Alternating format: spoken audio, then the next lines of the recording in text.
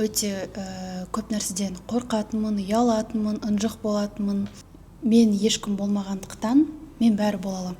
Квадровер деген ол өзін мысалы мысықпын деп есептесе, мысықтың киімін киеді, мысықтың жалпы қылықтарын жасайды. Қазір сондай да шығып жатыр енді. Ми үшін қауіп не деген кезде кез келген жаңа әлі жасамаған таныс емес әрекет ми үшін ол қауіп деген сигнал барады миға. Тағдырыңды өзгертетін құпия, женская энергияңды көтеретін он құпия, рассрочкаға алатындар бар. Менің өмірімді өзгертеді осы курс деп. Сәлем, Еркін подкастың алғашқы шығарылымына қош келдің.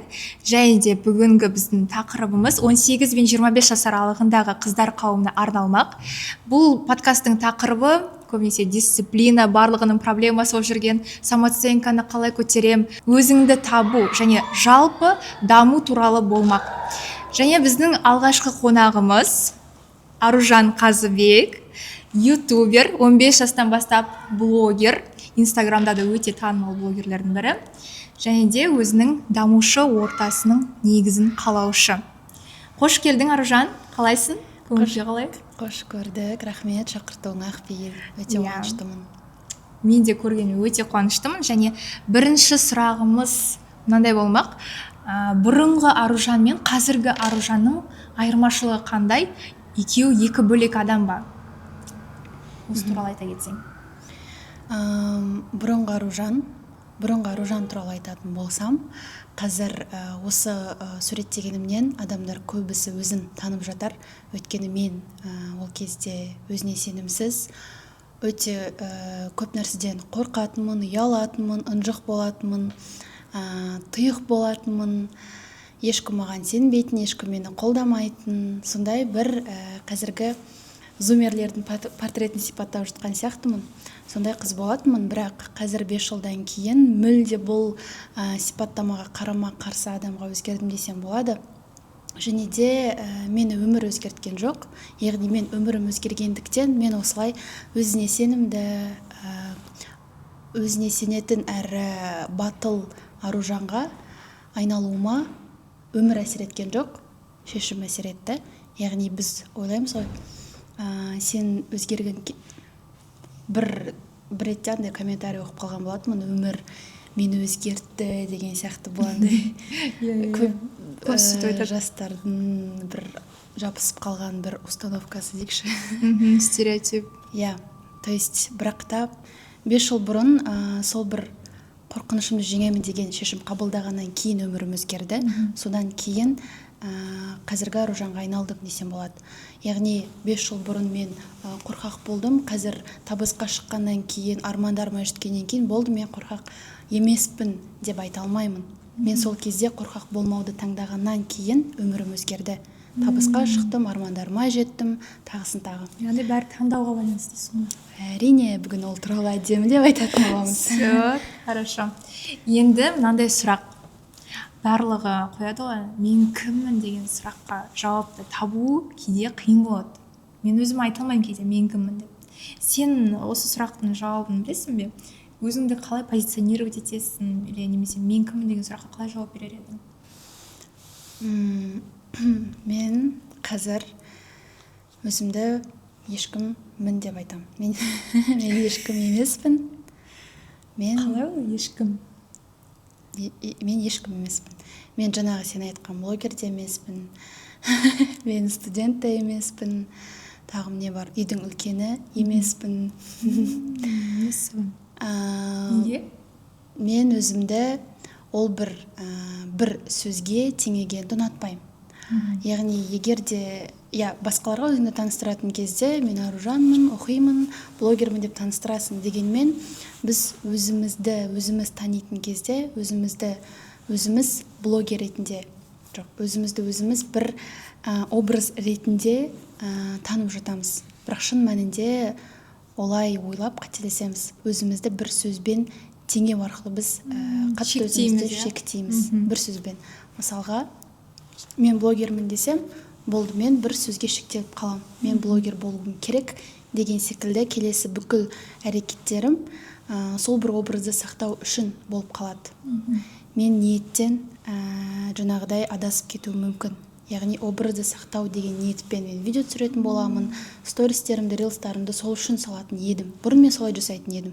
Сол себепті қолымнан ештеңе келмейтін, жасағым келмейтін, немесе нәтиже де болмайтын. Қалай, яғни блогер деген образға сай болу үшін жасау бөлек. Және де екіншіден, жай ғана жасағым келеді, жай видео түсіргім келіп тұр, осындай рилс салғым келіп тұр деген қалаумен жасау ол бөлек. Дәл солай студенттерде қазір бізді көп студенттер қарайды деп ойлаймын. Студент болғандықтан сабақ оқу емес, оқығың келгендіктен оқу екеуі екі бөлек нәрсе. Сонда қалауыңды ажырата білу керек деген мағынада айтып тұрсың ғой, Ол да бар. Бұлай айтуға болады, жаңағы мен ешкіммін деген нәрсені бір қорытындылайтын болсам, мен ешкім болмағандықтан мен бәрі бола аламын. Осы нәрсе өте маңызды. Яғни, егер де мен саған қолымда сразу вид шынымен бірдеңе алайын. Қазір қалтамда бірдеңе бар. Қызық болайын. Мен қазір қолымда бір нәрсе салдым, ұстап отырмын. Енді бұның ішінде не бар деп ойлайсың, мысалға? Кәмпит бар деп ойлаймын. Бірдеңе шықырылады деп қойсай. Окей. Бірақ сен бұл нәрсені ішінде не бар екенін көрмегендіктен сен білмейсің. Яғни сен тек қана кәмпит емес, басқа да ойлар, кәмпиттен басқа сырға деген секілді сансыз бірнеше варианттар келеді. Яғни сен еш нәрсені көрмегендіктен сен әртүрлі варианттарды қарастырасың. Яғни дәл солай біз... Мұнда ештеңе жоқ. Фокус. Жақсы. Яғни сен ешкім болмағандықтан сен бәрі бола аласың, тек Құдайдан басқа. Естественно, сен Құдай бола алмайсың, одан басқа бәрі бола аласың. Адам, жануар бола алмайсың, адам деген болмысыңды сақтап. Квадроверлер шықса. Жануар бола аламыз деші. Кім ол? Квадровер дегенді білесің бе? Жоқ, мен зумер емес едім. Квадровер деген ол өзін мысалы мысықпын деп есептесе, мысықтың киімін киеді, мысықтың жалпы қылықтарын жасайды. Қазір сондай да шығып жатыр енді. Біз зумер поколениесі болсақ та оны қолдамаймыз, оны түсінбейміз енді. Жақсы, негізі ойың керемет. Тағы қосарың бар ма? Адам болмысын сақтап бәрі бола аламыз. Адам жасай алған нәрсені адам жасай алады деп не үшін айтады? Даже космонавт болғың келсе де бола бере аламын ба? Иә, болғың келсе. Бірақ сен болғың келмейді ғой. Жоқ. Желание жоқ. Иә. Сол жаққа барып келуге. Не хочу. Кім болғысы келеді? Бола алады. Болды. Онда бәріміз өзіміздің қалауымыз бойынша өмір сүруге құқылымыз, қалауымызды таба білуіміз керек ең бастысы, өзімізге не ұнайды, не ұнамайды. Мен дәптерімді алып отырсам болады ма деп. Себебі айтылатын нәрселер кәдімгідей өздеріңізге түртіп алып жазып алсаңыздар да болады. Өйткені Аружан айтары көп, пайдалы ақпараттар өте көп. Жақсы, тыңдайық.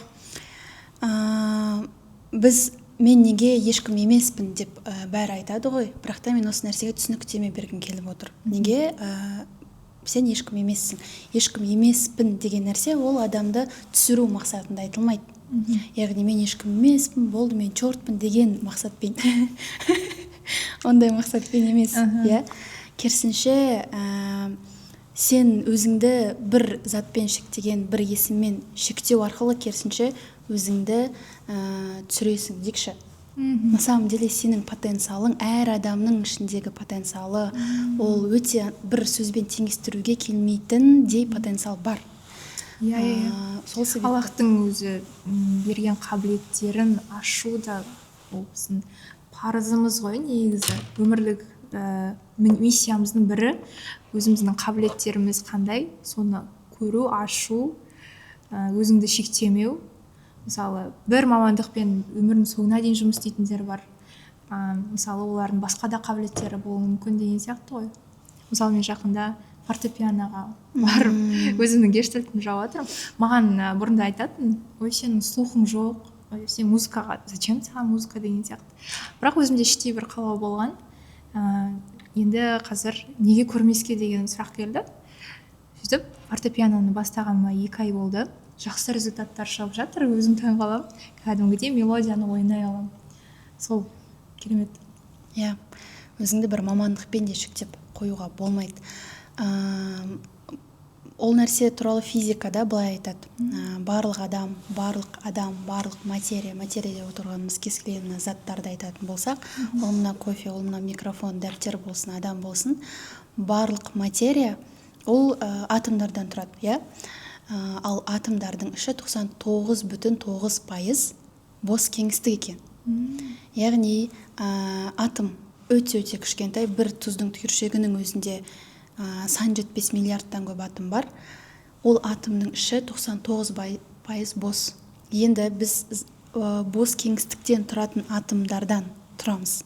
Сол себепті айтады ғой, барлығы энергия, барлығы энергиядан тұрады деп ше. Адам энергия деп, немесе ақша энергия деп не үшін айтады? Өйткені физика ғылымында ол нәрсе осылай дәлелденген. Және де былай айтады, егер де сол бір атомның ішіндегі әрбір именно қолға ұстауға болатын, көзге көрінетін заттарды бір-бірімен қоссақ, жаңағы бос кеңістіктің бәрін алып тастап ше, онда мысалға бір адамның өзінен бір ғана түйіршек тұздың көлемінде ғана зат шығады дейді. То есть біз адам болсын, оның барлығы атомдардың ішінде, жаңағы бос кеңістіктің бәрін алып тастап, тек қана 0,01% жаңағыдай затты қалдыратын болсақ, ол зат деп отырғанымыз жаңағы нейтрон, протон, бірдеңелер, солардың бәрін қоссақ, бір түйіршек тұз тағы да айтам. Сонда біз бос кеңістіктен тұрамыз ба? Иә, бұл физиканың айтуы бойынша. Және де исламда да Құдай барлығымызды топырақтан жаратты, судан жаратты. Не үшін? Өйткені ең сондай бір қарапайым заттардан жаратты.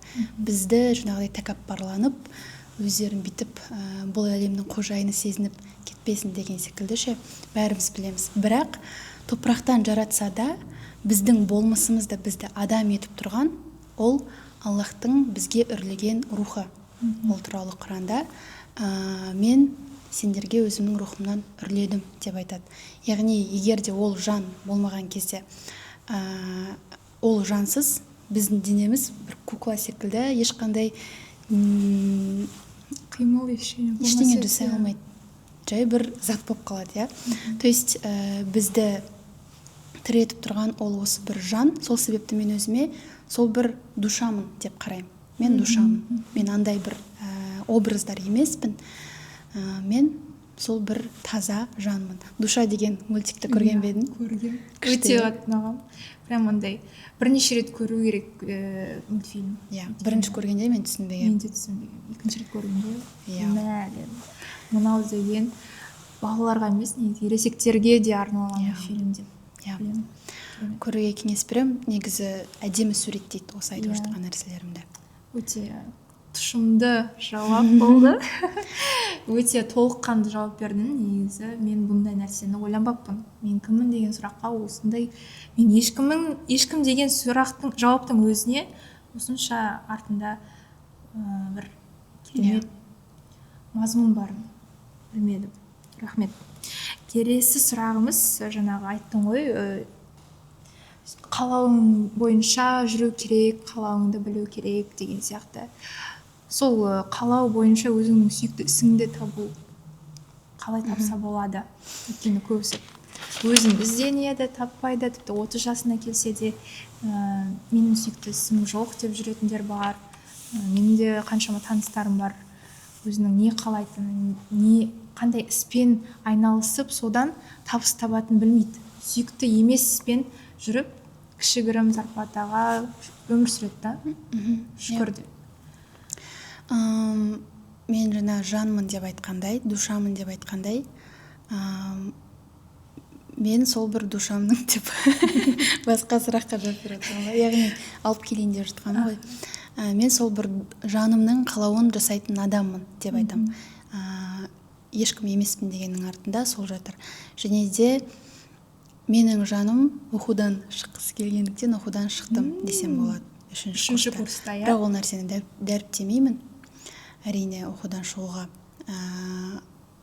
Бірақ менің жолым басқа екенін түсінгеннен кейін, және де ол нәрсені қанша тырыссам да жаным қаламағанын түсінгеннен кейін, сол бір үйдің үлкені деген бір образды ұстау үшін, яғни үйдің жалғыз үміті деген секілді бір образды ұстау үшін оқығым келген жоқ. Оқығым келсе, шынымен оқығым келгендіктен түсіп, содан шығып кеттің, иә? грантқа түстім, 3-ші курста шығып кеттім. Казгюға түсуге көбісі армандайды ғой, негізі. Иә. То есть адамның жанның қалауы бәрінен биік тұру керек. Және де мен бұл жерде нәпсінің қалауын айтып отырған жоқпын. Нәпсінің қалауымен шатастырып алмау керек. Эгоның қалауымен, иә, немесе шәкеңнің уәсуәсімен шатастырып алмау керек. Оны қалай ажыратамыз? Ажыратамыз дегенде, нәпсінің бірнеше 7 деңгейі бар деп айтады. Ең төменгі деңгейі ол жаңағыдай тек қазір ләззат алсам екен деп отырады. Яғни қазір тез дофамин деп айтады ғой қазір. Ол телефон қарау, ол фастфуд жеу, тағысын тағы. Және де нәпсінің 3-ші деңгейі ол тәрбиеленген нәпсі. Яғни ол жақсы нәрсені, сол кезде жақсы нәрсені, ұзақ мерзімді нәрсені қалап бастайтын нәпсі. Және де адамның жаны шын мәнінде бәріміз былай айтайыншы, сен жақсы нәрсені қалап тұрсаң, ол сенің жаныңның қалауы. Өйткені адамның жаны, әсіресе жүрегі жаман нәрсені қалай алмайды.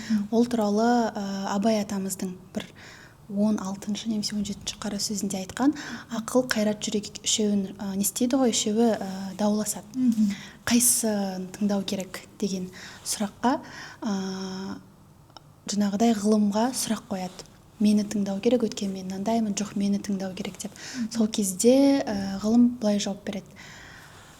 Сендер ақыл және қайрат екеуің жүрекке бағынасыңдар деп жауап береді. Яғни кез келген адамның ақылы болсын, басқасы болсын, жүрекке бағынған түрде бізге көмектеседі. Мысалға, себебі адамның жүрегі дейді, ол жақсы мен жаманды ажырата біледі. Адамның миы жақсы мен жаманды ажырата білмейді шын мәнінде. Егер мидың өзін бүйтіп бөліп қарайтын болсақ, адамның миы мынау нәрсе дұрыс, мынау нәрсе бұрыс деп айта алмайды. Ол қалай қабылдайды? Ортасында не нәрсені адамдар жасап жатыр, сол нәрсені дұрыс деп қабылдайды. Ортасында адамдар ішіп шегіп жатса, сол нәрсені дұрыс деп қабылдайды. Ол норма болып бастайды. Ал адамның жүрегі ол біліп тұрады. Ол жерде жаңағыдай ұждан бар, басқасы бар. Ол жерде как раз адам мынау нәрсе дұрыс емес, мынау нәрсе бұрыс деп біліп тұрады. Сол себепті сол бір дауысты тыңдай білу керек. Және де мынандай нәрсе, оқудан шығып кеттің дедің ғой, иә? Сол кезде мысалы өзіңді кінәлау сезімі болған жоқ па? Ата-анамның үмітін ақтамадым, 3 жылым бекер кетті деген сияқты. Иә, болды. Алғашқы тіпті оқудан шыққаннан кейін 1-2 жыл сондай күйде болып жүрдім десем болады. Кінәлап жүрдім өзімді. Бірақ ол кінәлау сезімі мені алысқа алып бармайтындығын түсіндім. Ол туралы қазір кейінірек айтсам болады. Және де қандай еді сұрақ?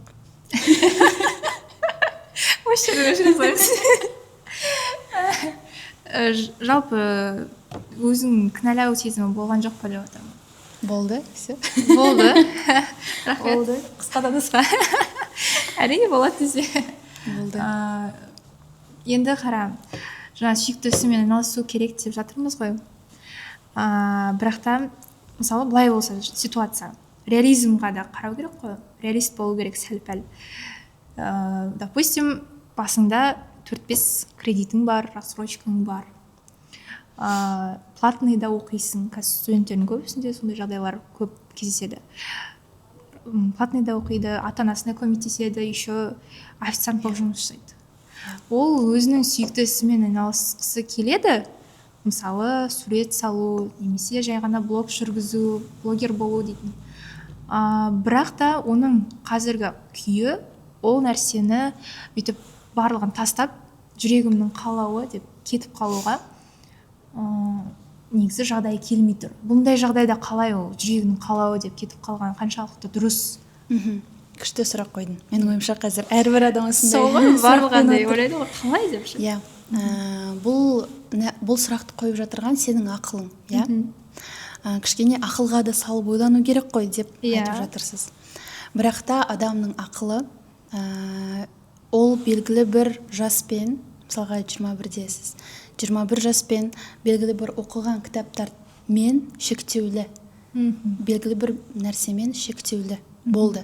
Ал шекті ақыл бізге қалай өмір сүру керектігін үйрете алмайды. Ол логикаға сәл қисынсыз деп қоясың. Яғни біз кез келген адам 100 жыл өмір сүріп жүрген адамда шекті ақыл иесі, барлығымыздың ақылымыз шекті болғандықтан біз тек ақылды тыңдай алмаймыз. Яғни логикаға сүйеніп шешім қабылдайтын болсам, маған қазір жанымның қалауын тыңдауға ерте, маған қазір жанымның қалауын тыңдамау керек деп айтады біздің ақылымыз. Бірақ ақыл ойлайды, мен бәрін білем деп. Бірақ біз бәріміз білеміз ғой ештеңе білмейтінімізді. Бәрін білем деген адамның бәрін білем деген адам сол жерден тоқтайды деп айтады ғой. Яғни шын мәнінде біз еш нәрсе білмейміз. Шын мәнінде сен ол бір студент болсын, басқасы болсын, ол кредитті мен нақты осылай жабамын, мен осы жұмысты жасасам ғана осы кредитті жабамын деп тағы да не істейді, өзін шектейді бір ғана жолмен. Бірақ Аллахтың жоспары осы кезде сенікінен де жақсы, сенікінен де хайырлы деп не үшін айтады? Мен бұрын осы нәрсені кішкене басқаша түсінетінмін, дұрыс түсінбейтінмін. Неге ол? Сонда менің қалап тұрған нәрсем Алланың жоспарында болмаса, сонда мен ол қалағандай өмір сүруім керек па? Деген секілді ойлайтынмын, шынына келетін болсақ. Бірақ керісінше сенің осылай жасасам дұрыс деп құратын жоспарың ол шекті ақылмен құрылғандықтан, немесе ал ақыл ол осы уақытқа дейін жинаған тәжірибесімен немесе басқалардан көрген, естіген нәрсесіне бағынып шешім қабылдайды. Иә, біз өзімізді бір жоспармен шектеп аламыз. Мен осылай ғана кредитті жаба аламын деп ше. Осы жұмыспен ғана, мына жұмыстан шықсам болды, бітті деп. Сонда не істеу керек? Мысалы, нақты шарттарын айтсақ болады. Айтсаң. Айтам. Мысалы, қазір сондай студент бар делік, ол бірінші не істеу керек? Жұмыстан шығып кетіп, өзінің қалаған ісін бастай салу керек па? Екі вариант бар осы кезде жасауға болатын. Бірінші, егер де өте батыл қадам жасауға дайын болса, жасасын. Бірінші, егер де керісінше жоқ, әлде де қорқса, онда қатар алып жүрсін. Екеуінде жасауға болады. Бірақ анау өзіңнің жаныңның қалауын мүлде кейінге қалдыру, ол вариант болмау керек. Керісінше мен осы жүрек туралы қазір зерттеп жатырмын. Жүрек деген өте қызық, сондай бір адамның ағзасы, өте ерекше. Себебі жүрек ол насос деп айтады. Жүрек, яғни адамның жүрегі бізді тірі етіп тұрған біздің жүрегіміз. Ойлаңызшы, жүрексіз соқпай қалса, адам денесі өледі. Солай ма деші? Қызықты факт. Яғни жоқ, енді метафора осы жерде. Ауыспалы мағынада дәл солай адамды тірі ететін адамның жанының қалауы деп білем. Адамды тірі ететін. Бірақ сен жаныңның қалауын әрдайым игнорировать, қазақша қалай болады, елеусіз қалдыра беретін болсаң, қазақша сөйлей алмайды. Не айтып отыр деп. Елеусіз қалдыратын жағдайда сен тірі жүргеніңмен, жүрегің соғып тұрғанмен сен өлі жүргенмен тең боласың, өйткені сен өмірдің жаныңның қалауын тыңдамай жатқан кезде ше. Түсіндіре алдым ба? Түсіндім. Болды, бүгіннен бастап өз қалауын жасаймын. Мен өлі болғым келмейді. Шынымен солай. Негізі ойланатын нәрсе, күлетін нәрсе емес. Жылайтын нәрсе ма? Ойланатын нәрсе. Болды, аржан. Бұлай, мынандай нәрсе өте маңызды. Сен жоспар құрасың, жоспар құрмау керек деген сөз емес, сен жоспар құрасың, бірақ та ол жоспарға байланып, осылай болуы керек, бұлай болмаса болды деу қате. Сен ол жоспарыңды құрасың өзіңнің миыңда бір нақтылық болу үшін. Дегенмен Аллахтың жоспары, Аллада одан көп миллион сценарий бар. Сенің бір қалауың, сенің бір кредитіңнің жабылатындай миллион сценарий бар. Может, даладан ақша табасың. Бұл жай бір мысал. Жоқ, немесе бір проект хабарласып қалады, тағы өте көп сценарий. Өте көп болған ондай жағдайлар. Сол бір дұғаның арқасында ғой, Алла тағаладан сұрасаң, бірден береді. Мен өзім бүгін ғана керемет жаңалық болды. Барлығы білетін, шаурма фудты білетін шығарсыздар. Астана қаласы бойынша, жалпы Қазақстан бойынша 29 филиалы бар үлкен ресторан. Бұл ресторанда жұмыс істеу мен ойыма қалай болады екен деп қана келген бір рет. Одан кейін қаншама уақыт өтті. Сосын Алла тағаладан дұға ретінде өзім сұрадым. Бір проекттен андай менің табыстарым әртүрлі проекттерден де SMM болып жұмыс жасаймын негізі. SMM маркетолог, контент-мейкер. Әртүрлі проекттерден қосқанда бір сумма шығады.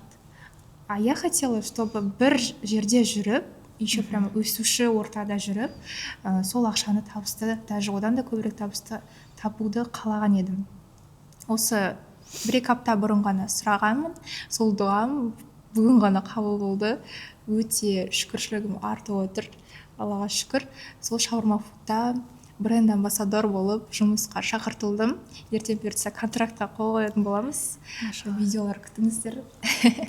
Сол шынымен де өте қатты әсер етеді. Өзіңнің жүрегің қалауыңды жазсаң, тез орындалады еще. Сен қаладың, одан кейін оған сендің ба? Әрине. Сендің. Өзіңді лайықты санадың ба? Иә. Санадың. Осы нәрселер өте маңызды. Айтады ғой, неге осы ойыңды өзгертсең өмірің өзгереді деп айтып жатамыз ғой. Бірақ та онда бәрі ойын өзгертіп неге байып кетпейді деген секілді сұрап айтып жатады. Бірақ та өзгерту керек мышление. Иә. Неге онда бәрі байып кетпейді деп. Иә. Бәрі байып кетпейді, өйткені бұл жерде барлық адам бай болуды қалайды, ақша табуды қалайды. Бірақ барлық адам оған сенбейді. Және барлық адам оған өзін лайықты санамайды. Ал как раз жақсы табысқа шығу үшін ең бірінші ол жай ғана қалау емес, сол қалауыңа өзіңді лайықты сезіну. Мен лайықтымын деген секілді лайықты сезініп, сену Аллахтың беретіндігіне. Өзіне рұқсат беру. Иә, рұқсат беру. Вот енді қараш, ақша табу бір бөлек, мысалы өзіңнің қалаған суммаңды алу бір бөлек. Сол мысалы ақша табудың формуласы әркімде әртүрлі ғой. Өзіңнің жеке формулаң бар ма осы ақша табу жағынан, табыс табу жағынан?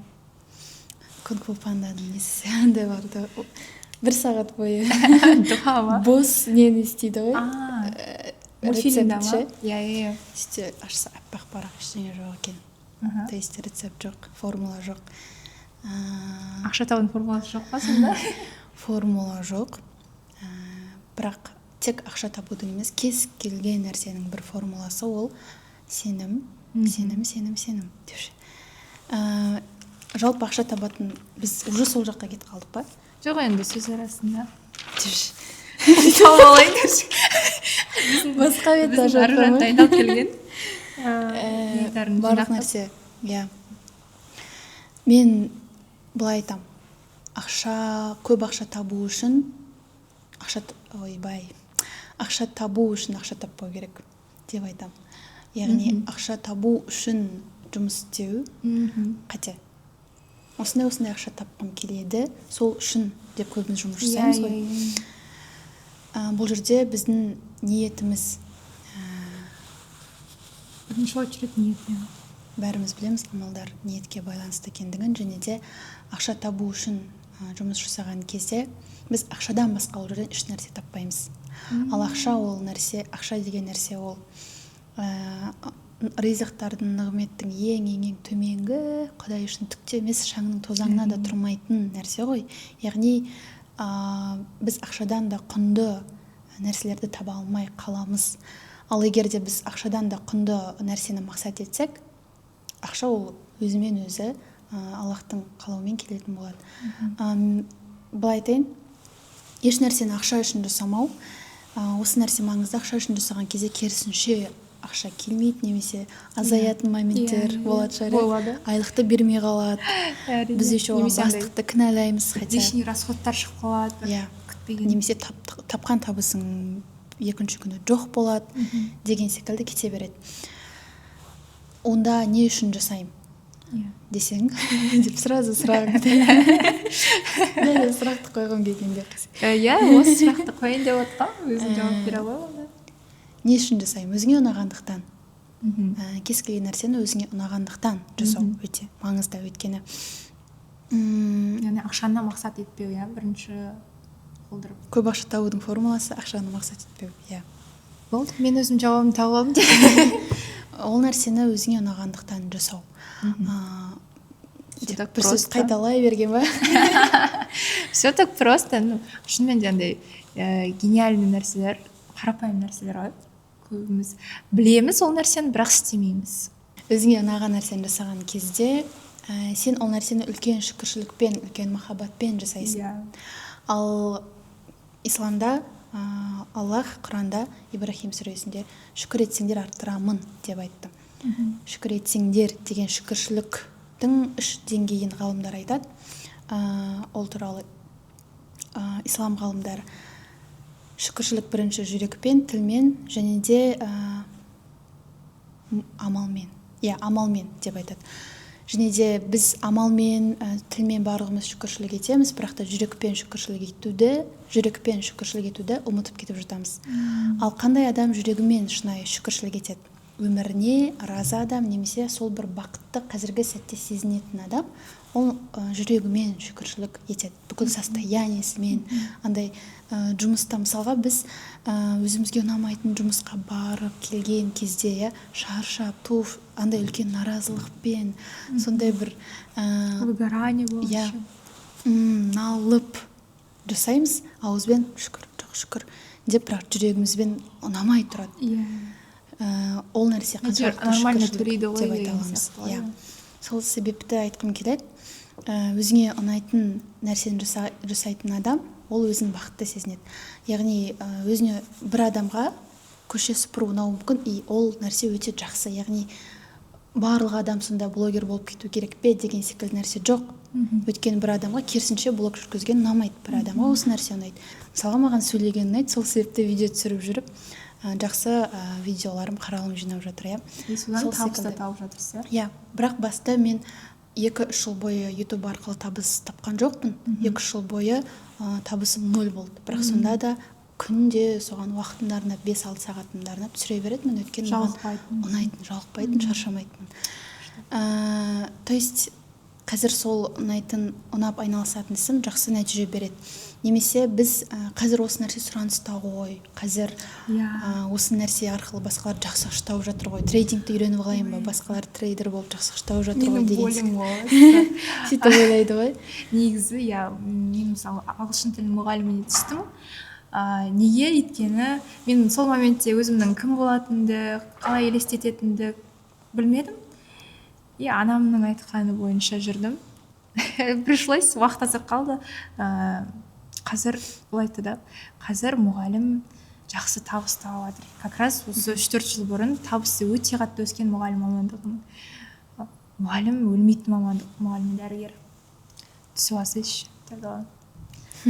Енді мен ол кезде басқа варианттарым болған жоқ. Главный гранттен-ді түстім. Бірақ та енді оның мысалы артынан сұрау бар екен мен білген жоқпын. Мысалы 3 жыл отработкасы бар екен, құдайым-ау. Акиматский грантқа түсе салдым. Енді қазір бітіргеннен кейін 3 жыл отработка жасауым керек, ойлаңыздаршы, мектепте. Ал мен мектепте жұмыс жасауым келмейді. Немесе ақшасын қайтар, пожалуйста. Примерно 5-6 миллион. Сондай бір керемет жағдай. Ақылды тыңдаған кезде біз бір проблеманы шешу үшін ақылды тыңдап жатамыз ғой, бірақ ол ақыл күші жоқ болғандықтан, көп нәрсені білмегендіктен, ол керісінше тағы проблеманы жасап алады. Байқамай бір проблеманы шешемдеп басқа проблеманы жасайды. Ақылды тыңдасаң солай. Ал бір түрлі айттым, ақылды тыңдасаң солай деп. Енді ақылды тыңдағанда бірінші жүректің қалауын тыңдаған дұрыс сияқты. Ақылды тыңдау керек, бірақ жүрекке бағынған ақыл. Иә, мен Абай өзім атамыздың жүрегім айтқаны негізі бойынша. сол қалап тұрмаған еді. Бірақ енді амалдың жоғынан бір жыл қалып қалғым келмейді деп түсе салған болатынмын. Негізі көп жастар сөйтіп түсіп кетті. И қаншама мамандықтар құр бос қалып жатыр. Гранттар ақталмай жатыр.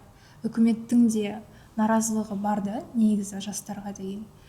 Бірақ та менің ойымша біздің мектеп жастағы балаларға андай профориентация, мамандық туралы ақпарат аз беріледі.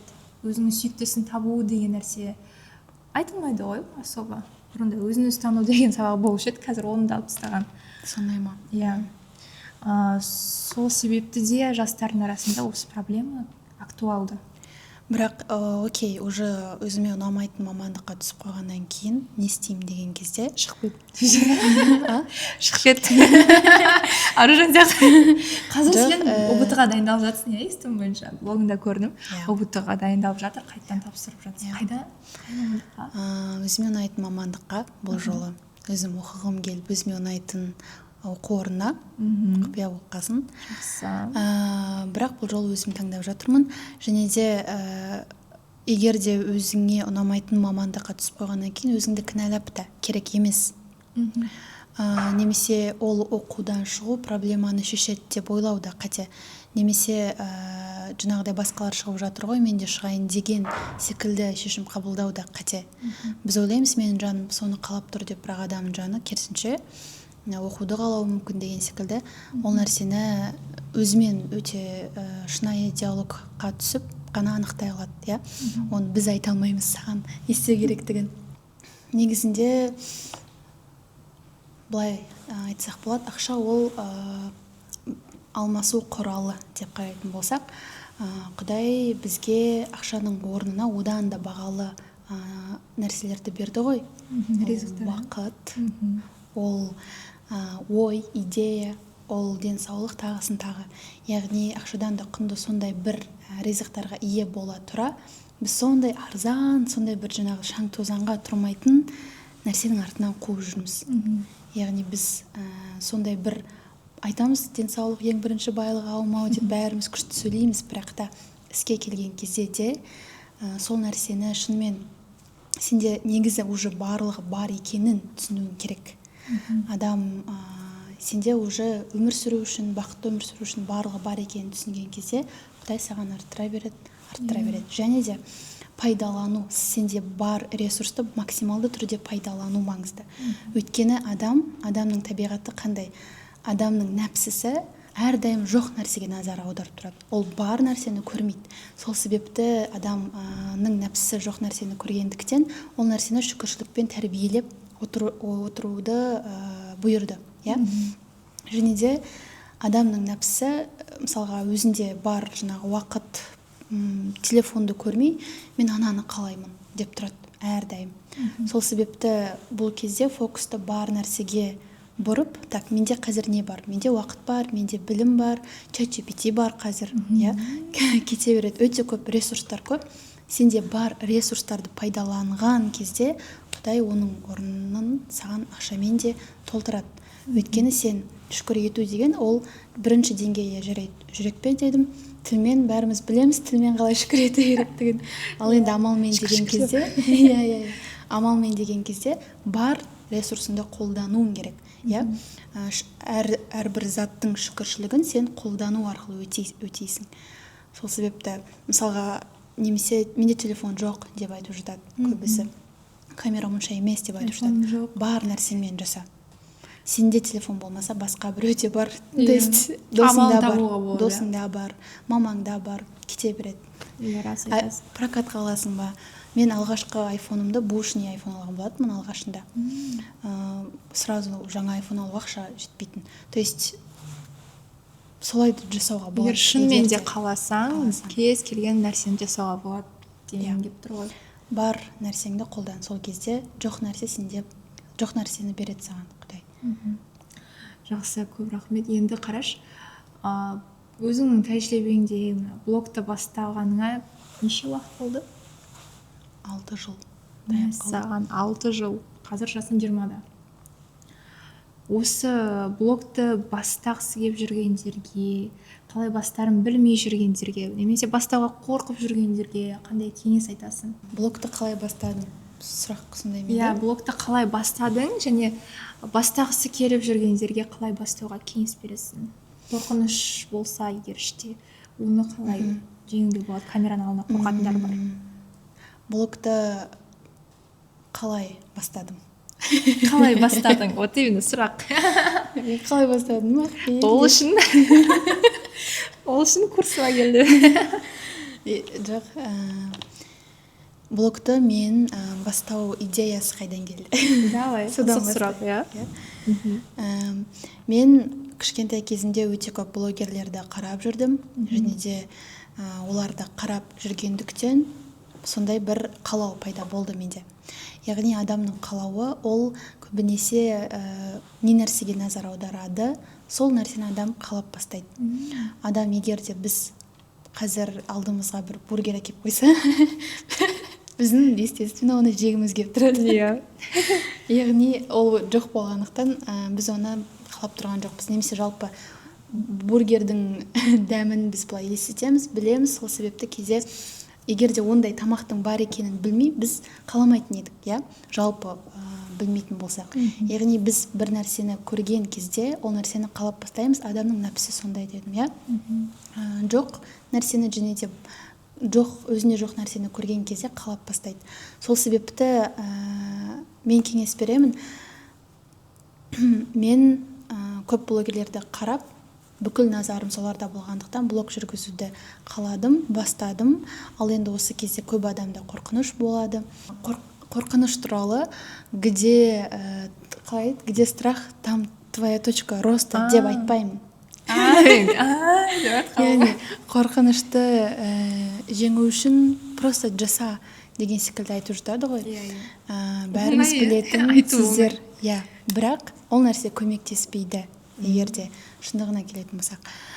Мен нейроғылымда қорқыныш деген не?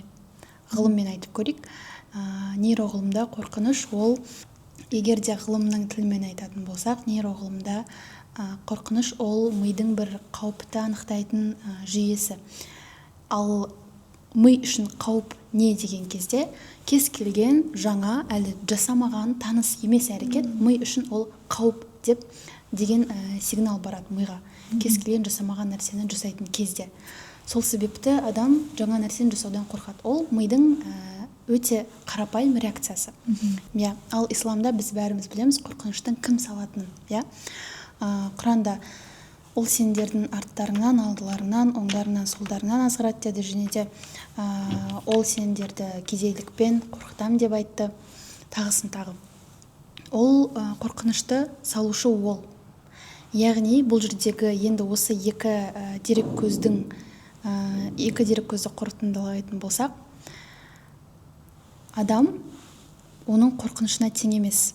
Адам қорқамын деп ойлайды негізінде, бірақ адам қорықпайды, адам қорқамын деп ойлайды. Екеуі екі түрлі. Мысалға, мен осы нәрседен қорқып тұрмын деп, сол бір қорқынышты біз иемденіп аламыз. Бұл қорқыныш менікі деп. Бірақ шын мәнінде ол қорқыныш сенікі емес. Сен ол қорқынышқа тең емессің. Яғни қорқынышты кім салып тұрғанын білеміз. Біз осы нәрсені ұмытпау керек. Ты орысша айтқанда бүкіл тілде айтып шыққан ба? Ағылшынша айтсақ? Кейде орысша түсініктірек қой. Ты не равно твой страх. Яғни мен қорқамын деп ойлау, ол қате пікір ме? Қате пікір. Немесе мен дәл солай басқа да бір ойлармен. Ол жай ғана ой, иә? Мен қорқамын, мен ұяламын, мен ерінемін деген секілді мен уайымдаймын. Бұның барлығы жай ғана ой. Неге? Өйткені мен басында айтқанымдай, әрбір адам баласы ол шекті ақыл иесі болғандықтан, шекті ақыл иесі айтатын сөздер көбінесе ол факт бола алмайды. 100% шындық бола алмайды. 100% шындықты айту үшін, біздің әрбір айтқан сөзіміз факт болу үшін, біз бәрін білуіміз керек. Прям жалпы осы уақытқа дейін әрбір секундта не болып жатқанын, ана үйде не болып жатқан, әрбір үйде не болып жатқан әрбір адамның тағдырын білуіміз керек. Бірақ біз оның ешқайсысын білмейміз. Сол себепті біздің ойымыз жай ғана ой бола алады. Ал факт ол біреу, ол Құран, ол Аллах. Болды, одан басқа ақиқат жоқ. Яғни менің қорқамын, мен андаймын, мен мындаймын деген кез келген, или менің қолымнан келмейді, тағым қандай ойлар бар жастарда көп кездесетін. Мүмкін емес деген секілді. Ертең бастай салайын, ерінемін, мен тәуелдімін, иә, осы нәрсеге тәуелдімін деп өзін тоже шектеп тастайды. Бұл жай ғана ой болғандықтан, енді бұл ойдың жетегінде кетіп қалмауымыз керек. Яғни мен осылай ойлаймын, болды, мен осындаймын, мен қорқақпын деп біз не істейміз? Еще бар, мен тревожныймын. Иә. Біз и вот соған сөзің аузында соған соответствовать етуге тырысады. Иә. Өзін солай айтады да, хотя біз байқамауымыз да мүмкін оның ондай екенін. Өзі айтып алып, өзі сол рамкаға барынша доказывать етеді. Мен осындаймын дегенде. Негізінде қорқыныш, его не существует, если біз оған назар аудармасақ. Егер де біз қорқынышқа назар аудармасақ, ол жоқ. Бір дененің мысалға артынан ит жүгірген кезде ол дененің бір реакциясы бар, әрине, бірақ та біз ондай кезде емес, қарапайым жаңағыдай жаңа істі бастайтын кездегі қорқынышты айтатын болсақ, мен қорқамын деп ойлау арқылы сен сол бір ойға назарыңды аудардың, назар аударғандықтан ол ой күшейе беретін болады. Кез келген ой назардан қуат күш алады.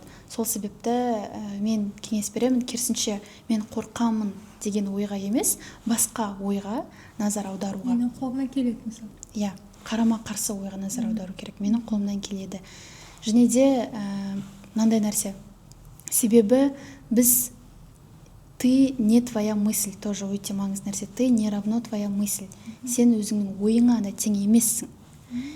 Біз барлығымыз ойдан да биік ретінде өзімізге қарауымыз керек. Ойға биіктіктен, үстіден қарай алуымыз керек. Мысалға, менде осындай мен қорқып тұрмын деген ой пайда болды деген ойдың үстінен қарауымыз керек. То есть ойларымыз бізді басқармау керек, біз ойларымызды басқара алуымыз керек. Қазір бәріміз ойлар бізді басқарып жүр, шынымен ойлаймыз.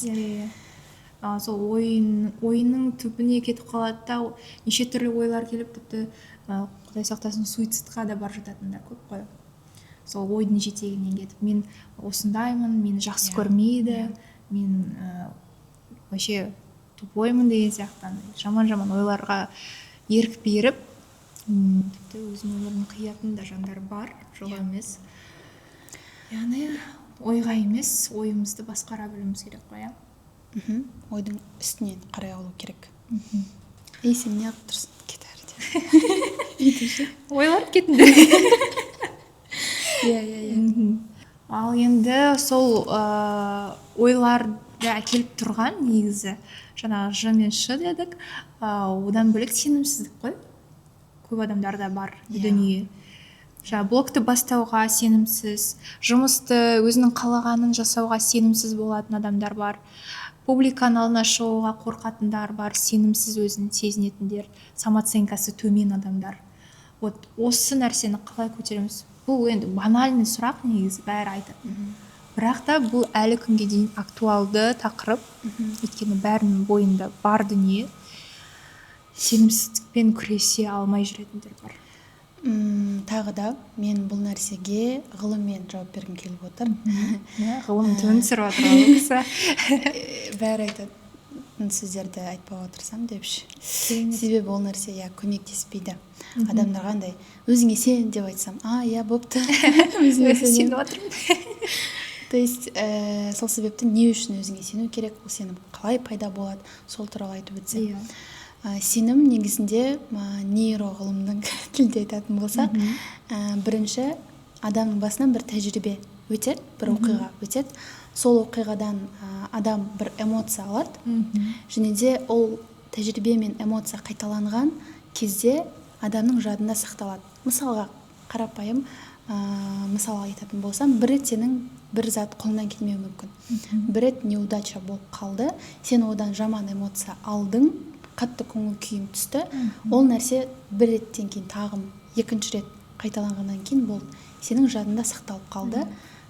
Сондай, сол себепті сен енді қолыңнан келмейтініне не істейсің, сенесің. Ол нәрсе сенің тәжірибеңде болғандықтан. Бірақ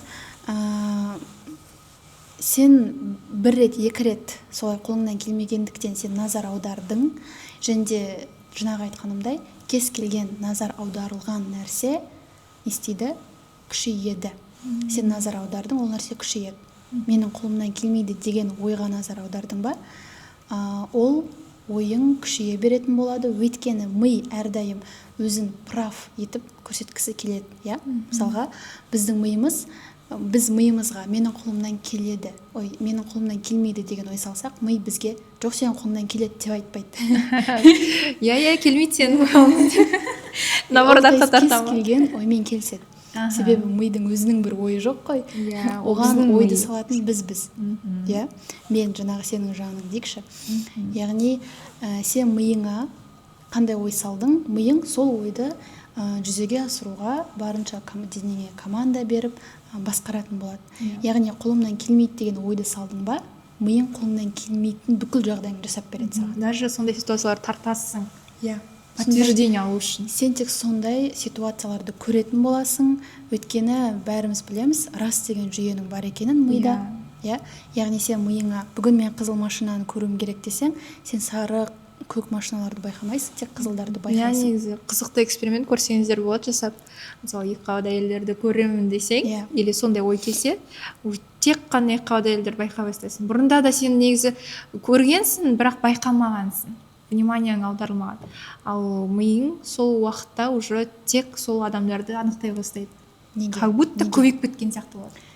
Потому что вниманиең ауысты, и ойың сондай екіқабат әйел болып тұр, допустим. Өйткені адамның назары екі жерде бола алмайды. Ол физикалық түрде мүмкін емес. Мен қазір саған қарап тұрса, мен артымда не болып жатқанын көріп тұрған жоқпын. Дәл солай мен мына жаққа қарасам, мен сені көрмеймін. Яғни мен міндетті түрде не істеуім керек, бұрылуым керек болады деген секілді адамның назары тек әрдайым бір жерде ғана бола алады. Сол себепті де адам өзінің миына қолымнан келмейді деген ойды салса, соған назар аударса, қолымнан келетін ситуацияларды ол адам байқамайтын болады, көрмейтін болады. Хотя вроде қолынан келіп жатыр бірдеңе, қолынан келген жағдайларды ол көрмейтін болады. Немесе керісінше, қолымнан келеді деген ойды біз миымызға сала беретін болсақ, миымыз қолымыздан келмеген ситуацияларды игнорировать ететін болады. Қолынан келу келмеу бір бөлек, мынандай нәрсе бар ғой, тағдыр деген дүние. Тағдырыңа не жазылады, ол тіпті құрсағында жатқан кезде жазылып қояды Аллах Тағала. Енді сол, мысалы, қолыңнан бір нәрсе келмесе, немесе қалаған нәрсең болмаса, бұл менің тағдырым ғой, тағдырыма жазылған осы шығар, немесе бір дұрыс емес жігіт таңдап қалса, дұрыс емес мамандыққа барса, мысалы, бұл менің тағдырым деп ойлайды. Құдайдың бұйырғаны осы шығар деп. Сонда біз тағдырымызды өзгерте алмаймыз ба деген сұрақ. Мен тағдыр туралы айтатын ұстаз емеспін, дегенмен мынандай бір дәлелденген. Сенесіз бе тағдырдың бар екеніне? Әрине. Ол кез келген мұсылманның парызы тағдырға иман ету. Бұл әлем дуальный. Яғни ол туралы исламда баяғыдан Құранда айтып қойған ғой. Біз әрқайсында жұп-жұбыңмен жараттық деген секілді. Және де Құрандағы әрбір сөз ол тек қана бір мағынаны көздемейді. Құрандағы әрбір аят бір негізгі мағынасы болады, және бірнеше тәпсір ғалымдары бірнеше мағыналарын да беріп жатады. Және сол мағыналардың бірі осы әлем, бұл әлем дуальный, бұл әлем әрбір нәрсенің жұбы бар деген нәрсе, ол тек адамдармен емес, таңдауда да, таңдаудың да жұбы бар. Мысалға, адамға барлығымыз білеміз, таңдау құқығы берілген. Ал егер де мысалға сенде мынандай ғана бір ғана кофе бар, онда саған таңдау Екінші кофе де бар менде. Ол жоқ деп ойлаймын. Сен таңдай алмайсың ғой, егер де біреу ғана болса. Сен осыны ғана ішесің, болды. Сенде басқа вариант жоқ өйткені. Яғни ал енді таңдау құқығын берсе, значит бізде екі вариант бар деген сөз. Адамда екі вариант бар деген сөз. Әйтпесем таңдау құқығын беру ол нечестно болады, не түсініксіз, не үшін деген секілді. Ал Құдай исламда еш нәрсені просто так жаратпаған. Сол себепті, яғни таңдау құқығын да бекерден бекер берген жоқ деген қорытындыға келуге болады, иә. Ал енді адамда таңдау болса, значит бізде кемі екі вариант бар дедім. Яғни сенде біз ойлаймыз тек қана выход біреу ғана деген секілді ше, басқа амалым болған жоқ деп көбісі айтып жатады, иә. Менің қолымнан келмейді деген секілді бір ғана жолды көріп жатады. Бірақ менің қолымнан келмейді деген нәрсенің жанында қолымнан келеді дегенде екінші вариант бар. Әйтпесем, егер де сенде бір ғана вариант болатын болса, онда ол Аллахтың тарапынан әділетсіз болатын еді. Бірақ Аллах өте әділетті. Оның әділ деген есімі бар. Ол өте әділетті. Сол себепті барлық адамға кемі екі таңдау берген. Яғни сенің қолыңнан келетін де вариант бар, қолыңнан келмейтін де вариант бар. Ол туралы Құранда да әр адамның тозақта да жәннатта да орны бар деп айтады. Тіпті ол туралы хадисте бар. Жәннаттағыларға тозақтағы орын көрсетеді, мынау сенің тозақтағы орның еді деп. Тозақтағыларға жәннаттың орын көрсетеді, мынау сенің жәннаттағы орның еді деп. Яғни екі жерде де біздің орнымыз бар. Біз қайсына баратын таңдауларды жасаймыз, соған барамыз. Яғни Құдай сразу мына адам осылай түседі деген секілді бізге бір ғана не жазып қоймаған. Екі вариант бар. Тіпті адамдар болады андай, Құдайдың рөлін кейде алып алады. Мынаның жасап атқаны осындай қиянатшылдық, бұл сондай жаман адам, бұл тозақтық деп айтатындар бар ғой. Немесе бұл сондай жақсы адам, жаннаттық қой бұл адам дейтін адамдар бар. Бұл менің ойымша дұрыс емес пікір. Олай айтуға құқығымыз жоқ біздің. Алла тағала ғана біледі, тозақтық па, жаннаттық па. Дәл солай адам өзіне үкім қойып тастайды, менің қолымнан келмейді деп үкім қойып алады. Біздің, значит, оған да құқығымыз жоқ болып тұр ғой. Олай айтуға. Сол себепті қолымыздан келетіне қалай айтсам екен. Жаңағы айтқанымдай, әрбір ой ол жай ғана ой, факт емес дедім. Ал біз қай ойды таңдасақ, және қай ойды қайталай берсек, сол нәрсе уже шындыққа айналады. Я, қолымнан келмейді деген ойды сен күнделікті қайталап жатырсың ба, біраз күндерден кейін ол нәрсе сенің өміріңде көрініс табады. Өйткені хадис бар, құлым мен туралы қандай ойда болса, мен сондаймын дейді. Сол қазір өзіңді дамыту бойынша әлеуметтік желіде әртүрлі курстар көбейіп кетті ғой. Сосын сол курстарды сататындар, инфо-цыгандар дейді ғой енді. Тағдырыңды өзгертетін, құпия, женская энергияңды көтеретін, оның құпия, қылықты бір бәле дейтіндер көп қой енді. Вот соның барлығын рассрочкаға алатындар бар. Менің өмірімді өзгертеді осы курс деп. Бұл қаншалықты дұрыс, сол курстарды алған дұрыс па, өзіңнің ойыңды айта кетсең? Ешқандай курс сіздің өміріңізді өзгертпейді. Өзіңіздің өміріңізді тек өзіңіз өзгерте аласыз. Сіздің өмірімді өзгерткім келеді деген шешіміңіз, ниетіңіз арқылы өзгертесіз. Және де ал өмірімді өзгерткім келеді деп ниет еткен әрбір адам ол білім алады деп қоясың. Бірақ ол курсқа жаңағыдай осы курс, осы наставник менің өмірімді өзгертеді деген ниетпен келсең, жоқ, сенің өміріңді ешкім миллион төлесең де өзгерте алмайды. Өзің жалпы блогтан қара қыз комплексі туралы көп айтасың, өзіңнің басынан өткен жағдайлардың бірінде деп. Енді осындай комплекс негізі әртүрлі комплекстер бар әр қыздың басында. Мен өзімде бұрында бала кезде тісімнен қатты комплекс ұстайтынмын. Менде ол комплекс негізі болмаған, бірақ адамдардың айтуы бойынша сол комплекстер пайда болды. Сенде осы қара қыз комплексі қазір бар ма? Жоқ болса, ол комплексті қалай жеңдің? Ол комплекс деген нәрсе қалай пайда болды деп ойлайсың? Не үшін именно қаралық комплекс болу керек? Немесе не үшін үлкен мұрын, үлкен құлақ комплекс болу керек? Ой, оны білмеймін ғой. то есть ол стандарт қой. Негізі Яғни иә басқалардың адамның ойы ғой негізі. нақты әдемілік деген ол осы деген анықтама жоқ. Стандарт красоты Ал енді дейді. әдемілік деп біз нені қабылдаймыз? Яғни кімнің сырт келбеті, қандай сырт келбет көп кездеседі, сол нәрсені біз әдемі деп қабылдаймыз, иә? Яғни мен өзім ортамда жалғыз қара қыз болатынмын. Ортамда бәрі әппақ. Енді естественно, менің миым қалай қабылдайды нейроғылымда. Егер де басқалар ақ болса, значит, мен де ақ болуым керек деген секілді Значит, біздің со мной миымыз что-то не так қабылдайды. деп па? Иә. Немесе дәл солай, менің мұрным үлкен, мен өстуім керек, менің мұрным кішкентай болу керек қой деген секілді қабылдайды тағысын тағы. То есть ол егер де басқалардың да мұрны үлкен болса, онда сен үшін ол комплекс болмайтын еді.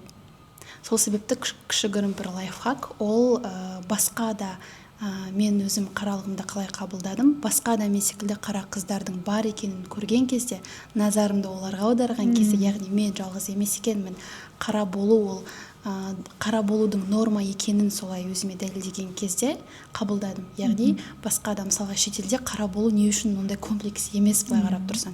Даже семіздікте комплекс емес Иә, оларда өйткені норма. Сол себепті оларға қарап бастадым, интернеттен іздеп бастадым, сөйтсем керісінше қаралықтың әдемі екенін қабылдадым. Егер де бүкіл әлемде мен ғана болсам, онда бәлкім комплекс болатын еді сондай, иә. Дәл солай күшті қарауға кеңес берем өзің сияқты. Енді қорытындылай келе, өзің жаңағы кітап оқуды жақсы көресің ғой, иә? Сол кітап өзің оқыған барлық кітаптардың ішінде топ 3 кітап, мен осы кітапты бәрі оқу керек дейтін кітаптарың бар ма? Топ 3-еуін айтсаң. Номер 1 ол кітаптың орнын ешқандай кітап баса алмайтын кітап, ол Құран. Әлбетте. Құраннан бастайық, өйткені бүкіл дереккөз осы Құраннан алынады. Басқа кітаптар олар қарапайым өзіміз секілді, иә, олар бізден көп білім алған, бізден көп тәжірибесі болғанымен қарапайым адамдардың жазғаны. Былай қарап тұрсаң, Құран ол Аллахтың сөзі болғандықтан, әрбір мұсылман осы Құранды оқу керек деп ойлаймын. Бұл бір. Екіншіден, Абай атамыздың кітаптары, қара сөздері өте күшті. Абай атамыздың. Одан кейін, үшіншіден, енді әлемдік бір ғалымның кітабын айтқым келіп отыр, «Сила подсознания» деп аталады. Джо Диспенза деген кісі өзін ой арқылы, жаңағы біздің бүкіл подкаст бойы айтқан тақырыбымыз ой арқылы өзін емдеп алған. Дәрігерлер сен емделмейсің, сен жүре алмайсың, либо өлесің деген секілді оларға айтады. Джо Диспензаға сөйтіп айтады. Операция саған көмектеспейді деп айтады. Жоқ, сол себепті мен операция жасатпаймын, сол себепті мен ой арқылы өзімді емдеп аламын дейді да, күнде жақсы ойлап бастайды. Сол өзінің историясымен бөліседі, әрі сол нәрсені зерттейді. Ол қалай мен ой арқылы қалай емделіп кеттім деген секілді, сол нейроғылымға үңіледі, кванттық физикамен әдемілеп түсіндіріп береді. Осы кітапты әрбір адам оқуға керек. Қазақшада аударылған нұсқалары бар. Керемет. Енді өзіңнің білім бойынша дамушы ортаң бар. Сол туралы қысқаша айтып кетсең. Жаңа мен айтып қалдым, біздің ортамызда жасап жатырған нәрсені адам норма деп қабылдайды деп, иә. Адамның миы дұрыс-бұрысты білмейді деп, иә. Нормасы жасап жатқан нәрсені дұрыс деп қабылдайды. Яғни сол үшін де адамға дұрыс орта керек, иә. Кітап оқу норма болатын орта керек. Ерте тұру, спортпен айналысу, үлкен мақсат қою норма болатын адамға орта керек. Сол нәрсені күнделікті жасау үшін. Себебі біз өзіміздің ортамызда, менің ойымша, қиялымыз, иә, бәрінің. Түсінбейді ғой көбісі. Ортамыздың айту бойынша. Сол себепті бұл қиялдардың ортасы, бір-бірін түсінетін, бірге мақсат қойып дамиық деген секілді үлкен мақсаттар қоятын, қолдайтын орта. Единомышленниктер, да? Тек орта емес, ортаның өзі аз болады деп ойладым. Сол себепті бұл жерде біз әрі табыс табуды үйретеміз, әрі жаңағы бүкіл подкастта айтқан оймен, состояниемен жұмыс жасаймыз. Адамның сенімділігімен, қорқыныштарымен жұмыс жасаймыз, миындағы таракандармен. Эфирлер, менімен бірге эфирлер болады, және де табыс табу. Инстаграмда қазір табыс табу тренд болды ғой, сол салаларды үйретеміз. Және де әрбір адам осы клубтың мүшесі атана алады. Керемет. Және біздің көрермендерге сенің өзіңнің бір сыйлығың бар, иә, дайындап келген, құр қол келген жоқ, Аружан. Сол сыйлығыңды айтсаң. Ол ештеңе. Ол жоқ, ондай емес. Ол жаңағы осы мақтап әдемілеп айтқан СММ клубты 3 адамға бергім келіп отыр. Және де бұл, мен ойлаймын, кез келген бір заттан да құнды сыйлық деп.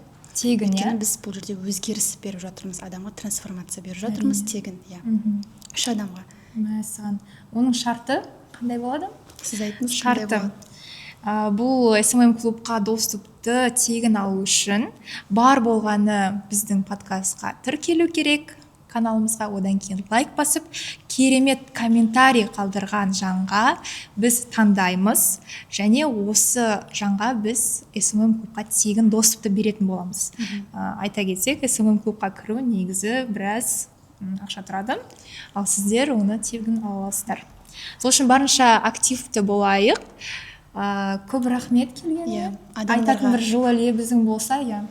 Адамдарға комментарий жазуға одан әрі қыздыру үшін бұл клубта оқушылар өте жақсы нәтижелерге жетіп жатыр. 100 мыңнан бастап 400 мыңға дейін табысқа шығып жатқандықтан, өзінің сүйікті ісімен, иә, сол айналысу. себепті одан әрі қызығып комментарий жазатын шығар. Надеюсь. Енді анау жылы мынау лебізіңді клуб емес. білдір жүр, иә. Рахмет шақырғаныңа, қуаныштымын. Сенің келгеніңе. Әрбір керек адам өзіне керек сөздерді ести деп ойлаймын. Ойыңды еркін жеткізіп, өзіңнің пайдалы ақпараттарыңмен бөліскеніңе өте көп рахмет. Уақытыңды бөліп келгеніңе. Алда бұдан да жақсы керемет подкасттар шығатын болады. Жіберіп алмас үшін біздің каналымызға тіркеліп қойыңыздар, колокольчикті басып қойыңыздар, тағы да жаңа шығарылымдар шығады. Алла бұйыртса. Көп рахмет. Сау болыңыздар.